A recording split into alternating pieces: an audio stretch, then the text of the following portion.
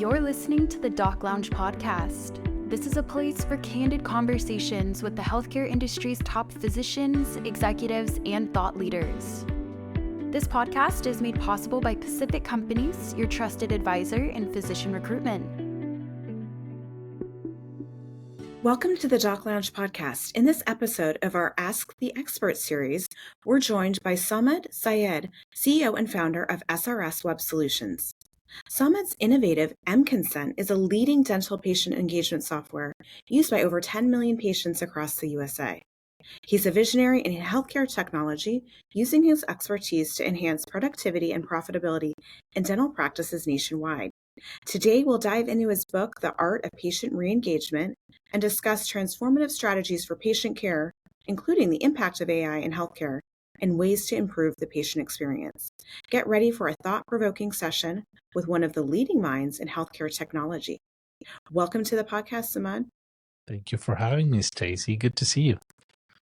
Yes, we're excited to have you on. We have a lot of dental providers, which I know, this will provide a lot of great information for them and the practices they're running or, developing or thinking of, maybe joining. And so I'd love to learn just a little bit more about your background and how you got into the health tech space. Awesome. We'll do that. So my background is engineering background. I did my master's in engineering. I did my MBA from Indiana University.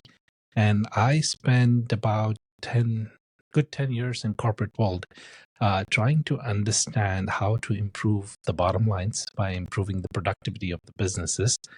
And it happened to be that my brother-in-law is a dentist, and he knows what I do. So he called me one day to his practice, and he took me to his wall, and he showed me the wall of forms. It's not a wall of fame, but wall of forms. On that wall, he had probably like about 25, 30 forms that the patients need to fill out before the doctor can see them. It's like the patient check-in forms, consent forms, financial policy, all those good forms, right? So I looked at it and said, like, this was back in 2014, 2015. And my question to him was that, why are we still using paper? And and his response was like, this is how it works, man. So what I did is that was an initial thought that came to my mind, and I said that, listen, it has to be better than this. And I took that as a challenge. I created an iPad app with my friends, and we created a product called mConsent, basically, which was a digital platform for removing all the frictions that the patient have to go through when they come to the office. And we developed the digital forms, basically. And fast forward, now we serve 2,500 plus offices across the US. And we also have a complete patient engagement platform, basically, which has basically in three categories we serve them. One is serve the dental office. The first one is streamlining the patient intake process. Number two is patient communication platform. And number three is patient growth.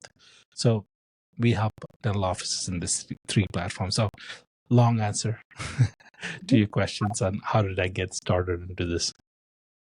I love it. That's great. And it sounds like you guys have had, great success. I really think that you're kind of getting to the crux of the problem here, but I want to hear, I know you are really passionate about this, the power of the database and dental providers and practices leaving money on the table and kind of ignoring all these patients that they already have, that they've acquired and brought in at customer acquisition costs. So tell us more about that. Awesome. Yeah. So we did a survey a few months ago, and we asked dental practices in our network, hey, tell us what is the number one asset in your practice? And the answer, we had multiple choice answers, and the people answered like, my location is the number one asset. Somebody said, oh, my equipment is number one asset that I feel. Some people said Google reviews are my number one asset. But there were very few who understood the power of database that they have in their office. Like literally, if you have 5,000 patients, you are sitting on a treasure, but you don't realize that, because 5,000 patient means that you do have a power to get back to them and bring them back into your office with a proper communication strategy, with a proper communication methods. You would be able to bring back patients to your practice on demand. So that's a power of patient database. The question I usually ask the dental practice is that, what do you think? Which is better, 5,000 patients database or 500 patients database? Which one get valued the most, right?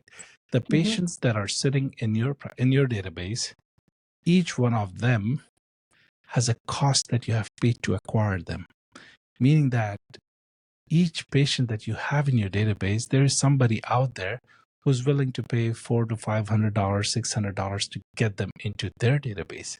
So know the power of that and start focusing on that. So people who are listening to this, one message I have for you, the doctors, the office managers, is that don't ignore your patient database. If nothing out of this podcast, if you just remember that, we got to do something about this database, that's a success for me.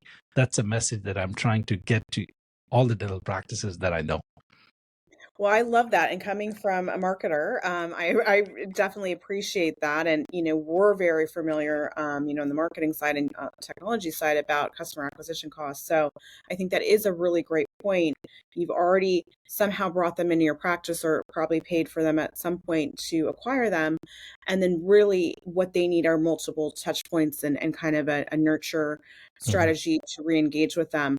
I know that I'm guilty of it, of not always going to my dentist in a timely manner. So tell us, how did you develop this platform, and what can, providers look forward to with the benefits of it? Yeah. So I'll give you an example. We worked with, a few months ago, we worked with the practice in Chicago, and the doctor called me and he said that, listen, I need to get patients into my practice, man. It's getting too slow. And the question he asked me that, what do you think is the marketing budget I should put in place to get in 10 to 20 patients at least, 10 patients at least per day? 15,000, 20,000, where should I start? And my question to him was basically that, okay, you're trying to get patients into your practice. Are you looking to get in all new patients? Because, of course, you got to work for new patients. Everyone has to try to get in new patients. But so he answered is like, obviously, I'm looking for all new patients. Like, what about the patients that you have in your database? And he's like, what database are you talking about? I'm like, what do you use? Open Dental. All right. Did you look into Open Dental, how many patients you have for years that are sitting there, haven't come back to you probably? So he said, no, man, I need help on that. How do I look into that? So we connected to his Open Dental. We pulled the database and we saw he had 2,800 plus patients that are literally in his zip code, that knows him, that knows the doctor's name, that knows the staff, that has been to your practice multiple times. Why can't we segment to find out who haven't come back to your practice for past 12 months and see if we can get to them? So we designed a very simple message. Sometimes you don't even have to give coupons. You just have to show you care, right? So a simple message like, hey, Dr. Khan was trying to find out everything okay. We haven't seen you for past 1 year. That one message bought 40 appointments in a week. Oh my gosh, that's incredible. So that's a power of showing people that you care. That's a power of getting out there and telling people like, hey, this is something. So what we did is that we built a 6-month strategy for this practice. And we said that, okay, in this 6-month strategy, we're not just, so when you ask doctors, how do you get to your patients? The simple answer is, hey, we got a recall system in place. And I'll tell you that recall systems, yes, it's there, but they're not very effective these days because email open rates have gone pretty low. So what needs to happen is that we designed a 6-month strategy and we said that, okay, it's not just one channel. Okay, we're getting to use email, but You also need to use multiple channels here. So text messaging, email, postcards, direct mail, social media, remarketing, people who come to visit your website. You need a proper chatbot on that to talk to them. So having the multiple strategy, multiple channels in place, we were able to consistently bring 40 to 60 patients per month for the 6 months. And that, I think, was a huge success, what he was trying to do by spending $15,000, $20,000. Now, the question people usually ask is that, okay, let's say I got 100 patients in 6 months. What is my ROI? So usually this tool and your marketing spend is going to cost you about $1,000 a month.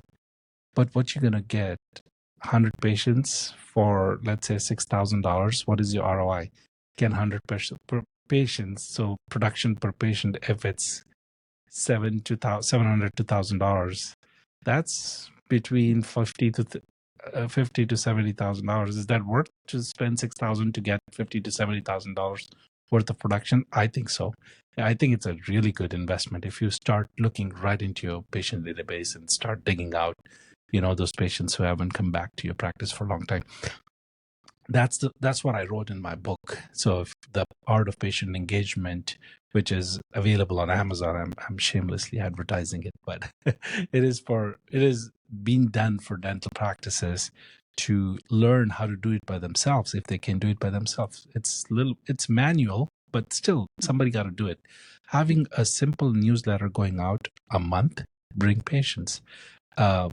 Now, people, what they usually do is that they take templated pictures to put on their social media, which is not an actual practice image or a doctor's image, but just sharing your personal stories. Hey, my staff member is having a baby shower, and congratulations, Stacy, right? So the people like that. People want to connect with your practice. People want to see what my doctor is doing, right? So that changes then, because we are living in a world right now where people are on TikTok, Instagram, social media. Their attention span is weak, and their attention span is so short that you got to be part of that attention span. 10 seconds, 15 seconds, 30 seconds videos, share quick stories, be in front of them. Whatever they're doing, be in front of them, right? So that's what I think is going to continue to help you to bring in patients at a lower cost. Cost of advertising keeps increasing. So you got to be smart about, how do I bring patients into my practice? The low hanging fruit, I believe, is that your current patient database. That's the number one asset. I keep saying that because that's the number one asset people ignore. Love that. Great advice. Definitely agree with you on the multi-channel strategy and just, always being in front with the patients. So I think that's such useful advice. Now tell me, is this if dental practice onboards this platform, how is it hard from a technology standpoint to get it up and running, or how do you go about working with different clients on that? So mConsent does have an option where the practices that we work with us, we are able to help them to just, as a first step, we are able to give an assessment to the practice, telling them exactly what should they expect from their database. So when we start working with them, we connect their practice management system, and we have a dashboard that tells us a story. Oh, okay, they have 2,500 patients, then this many people haven't come back in the past 4 months, and 3 to 5% of those patients usually do come back, and we know that, and that becomes the target. So we design a communication strategy, step-by-step communication strategy for 6 months, and then we work with the practice to see if they agree with that, and then we initiate that strategy, and we start measuring on how many patients came back, what is the weekly numbers look like, what is monthly numbers look like, and then reporting on the ROI. So we do have a team that is designed to do that on a nitty-gritty level. Love that. That sounds amazing. Tell us, I'm really want to pick your brain a little bit on the development of, healthcare technology system like this. What were some of the, challenges you faced while developing this, and how did you kind of overcome those? Yeah, the most important thing to understand, programming and writing code is not that challenging these days with AI and availability of. The most important thing I believe is that understanding what happens at the practice. You got to be with the practice manager, you got to be with the front office, you got to be with the doctor to see what are their challenges on a day-to-day basis that they're getting stuck on. What are their pain points?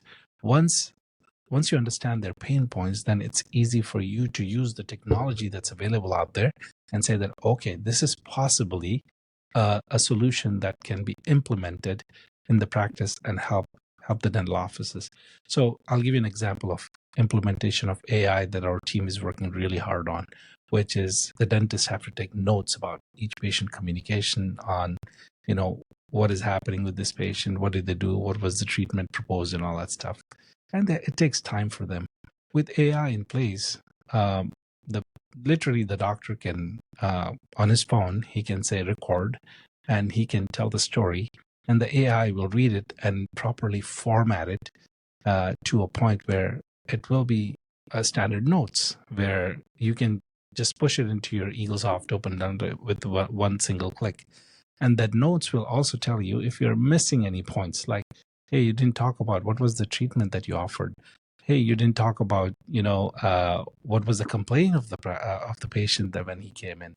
So AI is going to help in that matter. And now you know what the pain points are, because doctors spend a lot of time in taking notes after each appointment, and that's how you're trying to help them using the power of AI. Love that. Yeah, I think AI is just really going to kind of move the needle in so many ways in our society. But yeah, when you're thinking of real world applications, that is, a big one, because we hear that from the EMR systems on, obviously the physician side, and then the same thing with dentists as well. So now, is that something that you guys are building into the platform itself, or how would that work? Yeah, we are looking to build that into a platform. It's still in development phase, but it is something that personally I'm looking forward to see how the adoption is going to be in the dental world. Love that. Now tell me, what about, I mean, I love to give advice to just general, any of our healthcare providers that are listening. If they had an idea like this, or some idea that they wanted to implement, do you have any advice for providers that may want to, start their own business or start their own Yeah, health absolutely. company? Yeah, AI is going to open a lot more doors, and I have seen people working on multiple ideas, and the way they start. I'll tell you what I've seen, and maybe people can benefit from that. What I've seen is that when the dentist or the office manager, whoever has in the leadership position, have an idea, what they do is they document their idea and they try to figure out what pain points that they're solving, and they try to find if there's any with a little investment. They try to find if there's any programmers that are available out there. There are any developers who they can hire, and they put a drawing of what the idea is about and what pain points they're trying to solve, and they hand over to them. And then the first step is to get it designed so they can see how it looks, and then they program that, and then they test it out themselves and give it out to like 5-10 of their friends to test their idea out, and then protect it legally with with the help of an attorney or someone to patent it, or if the idea is so good that they want to patent it out or anything like that. And then go to production with with the first 50 offices is your challenge. They'll give you the real feedback. Friends will not give you the real feedback, but you try to, if you're able to get $1 out of that, then that's a real deal. Love that. That's a good way. Yeah, in the real world testing, not just friends and family. That I think is very true of all technologies. Well, I one other question that I had, when you were developing, the platform, how much were you also thinking about the patient side as well? And is there, pieces that the patient interacts with directly as part of your solution? Yes. So uh, our platform directly works with the patients. So whether you have to complete the patient forms, whether you have to answer your text messages for patient communication. We try to understand from the patient perspective is that how the doctor can educate patient with their messaging. We don't want to nag the patient with a lot of messaging and all that stuff, but in a subtle way, you just want to educate them so that they can come back. I'll give you an example of one of the feature that mConsent have is the treatment plan reminders. The purpose of it is to improve the treatment plan acceptance rate at the dental office. And after the treatment plan gets completed, if you have a patient that says, "Oh, let me talk to my spouse, let me talk to my, my buddy and my parents, and I'll get back to you," and usually that get back to you never comes back if you don't follow up with them. And I know that there are practices who have like a manual, like they have a spreadsheet on which they're maintaining who they need to follow up, that the doctor needs to call or the office manager needs to call, but it usually gets slipped.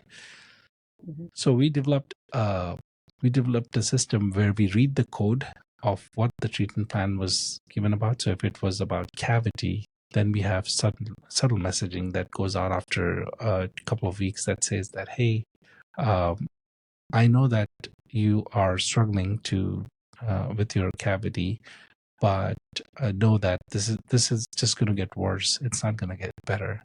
The cost of it right now is cheaper, and it's easier for you to get it done now rather than procrastinating it." And show them the images of what is a cavity, what does it do if you don't actually treat this on time.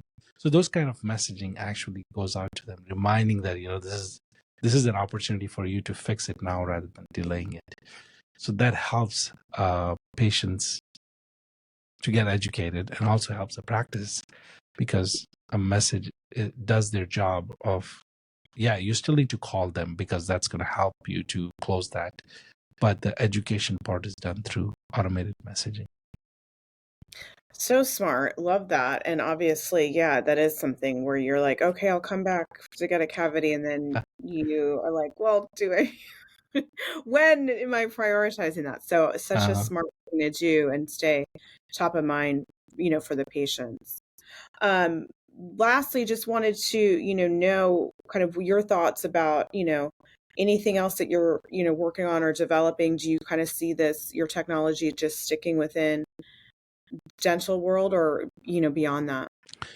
Yeah, very good question. So we do actually help optometrists and also some medical offices and some med spas and sleep centers. So there are different verticals that are facing similar problems like dental practices when it comes to productivity, patient engagement, patient intake. So we do help other segments. But I'll say that our major focus has been dentistry. Like 85% plus of our users are dentists and dental offices. Great. Love that. Yeah, that makes sense. Those other verticals, optometry. Yeah, I mean, that I'm sure everybody needs, help with getting in touch with their patients and making it a seamless, low effort, way that they can keep bringing in that reoccurring revenue. So thank you so much. I would love for you to give information to our listeners about how, they can get in touch with you or learn more about your products and services if they're interested in your book. Sure. Yeah. So the book, The Art of Patient Engagement, is available on Amazon. I'll send you the link, Stacy, if you want to share that with your listeners. And also, if you want to connect with mConsent, it's simple, mConsent, consent forms consent.net. And on the website, you can contact us through our forms or call us or email us. We have an amazing team that's going to get back to you fast as they can. And if you want to connect with me personally, I'm available on LinkedIn. My name is Samad Syed. I'm pretty active on LinkedIn, and that's the best way to connect with me. And I can share that link with you too. Thank you so much. Well, we definitely learned the power of the database today, so appreciate that. And we know where to find you now. So thanks so much. Thank you, Stacy. Thank you for having me. Thank you to all of our listeners. If you would like to be notified when new episodes air, make sure to hit that subscribe button. And a big thank you to Pacific Companies. Without you guys, this podcast would not be possible. If you would like to be a guest, please go to www.pacificcompanies.com. Thank you.